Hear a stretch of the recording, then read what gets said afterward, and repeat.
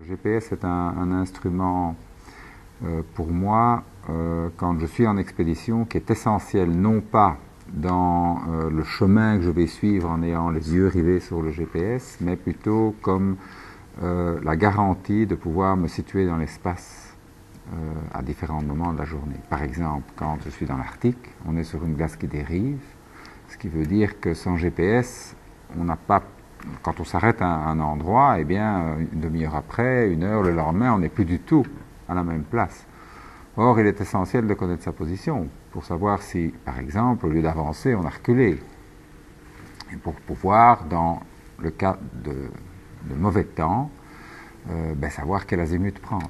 Donc seul le GPS nous donne une position indépendamment de perturbations, par exemple, ce qui est une réalité dans l'Arctique de pôle nord magnétique, qui fait que la boussole ne fonctionne pas. Alors quand il fait beau, qu'on a sa position, on fonctionne avec le soleil, bien entendu, mais cet instrument-là est totalement, je pense que pour des gens comme moi qui fait des explorations, des grandes expéditions, qui guident des gens aussi, ça c'est la plus grande révolution que j'aurais connue dans ma vie active, c'est le GPS. Donc voilà.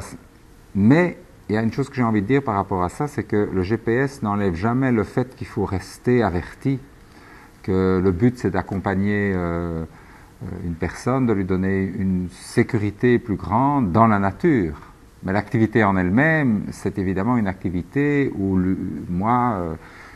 tout qui s'y aventure se trouve dans un milieu hostile, un milieu qui demande l'attention constante, qui demande, si on est alors dans des régions montagneuses, de toute manière constamment évaluer où on en est, etc. Donc le GPS n'est pas quelque chose, et ça je crois que c'est important de le souligner, certainement pour des jeunes générations ou des gens qui sont très urbains et qui rentrent dans la nature, c'est que ça n'empêche que l'apprentissage du milieu est essentiel. Le GPS est un instrument qui est inouï parce que c'est la première fois qu'on a une vraie garantie d'avoir sa position et que maintenant c'est devenu très convivial.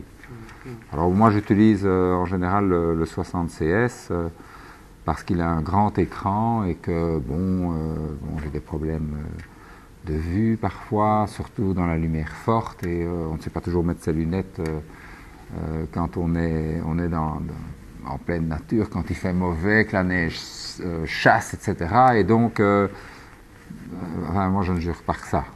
Alors il y en a des tout petits. Personnellement, je n'utilise pas les tout petits parce que c'est trop compliqué.